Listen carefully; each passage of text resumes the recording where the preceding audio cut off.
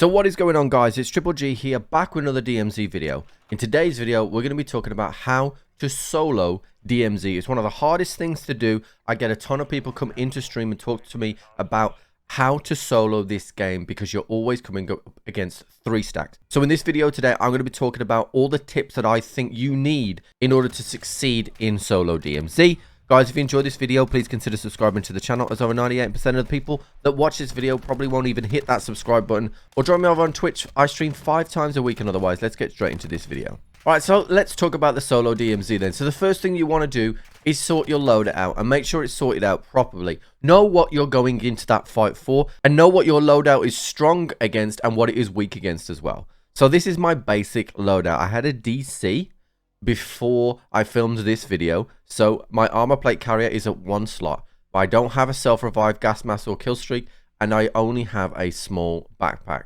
Now this is something that you should prioritize, obviously, when you go in to get yourself armor and a self-revive, but we'll come back to that in a little while.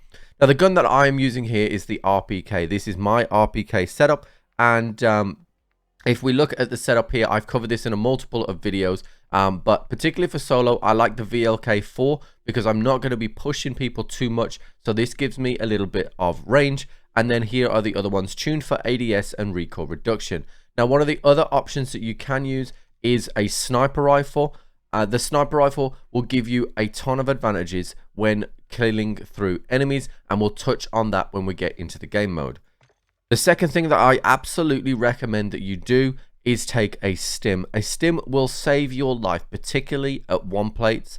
Throwing knife will allow you to be stealthy, and of course it will give you that one-shot capability on both players and level 2 and below enemies. And the final upgrade that I recommend that you do is the field upgrade, which is the munitions box. Munitions box is nice because when you get caught out, remember, you're the only person that's going to be taking out those enemies, so you're going to use more ammunition.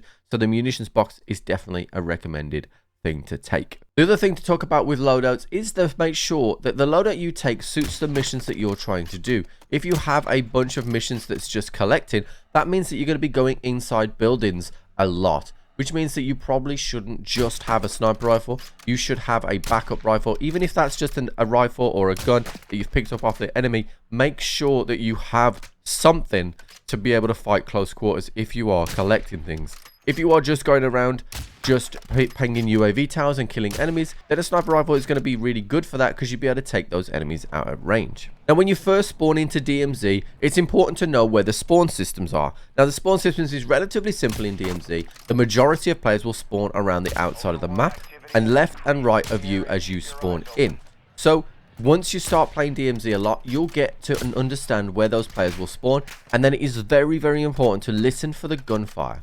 Now the gunfire in DMZ equals players. The AI do not shoot guns without it. So if you hear gunfire, you then have a choice to make. You could go up and get the drop on them and maybe get their gear, or you could go off the different way and carry on your stealth run. Now when challenging enemy teams whilst you're a solo, it's really important to gather as much information as you can. So if you hear that gunfire and decide, you know what, I've got a 3 plate, I can survive here, I can maybe get the drop on these, or you think I don't have a 3 plate, if I can get the drop on this guy, I can steal theirs.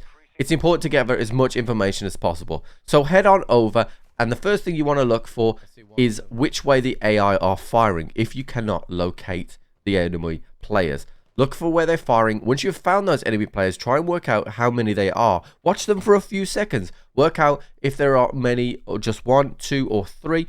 Once you have done that, it is time to get the drop on them. Now what I like to do is shoot whilst they are shooting themselves. That way they think it's the returning enemy's fire. If you just shoot them where they're kind of standing out in the open and there's a lot of them, they'll be immediately able to relay where you are, and then the teammates will become hunting for you.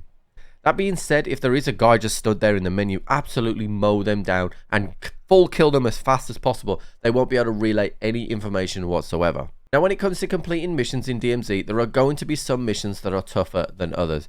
Finding things in certain areas are pretty simple as a solo player, but getting dog tag kills or 3 SAM sites in a single run simultaneously while solo, those type of tasks are going to be a little bit more difficult. So just bear that in mind, that they might take a few attempts before you get them done. Once you have got your tasks done or got the items ready to extract, it's time to extract. And then there are a few things that you should look out for as you start to make your way towards an extract. The first thing that I would say is look at the 3 extracts you have available.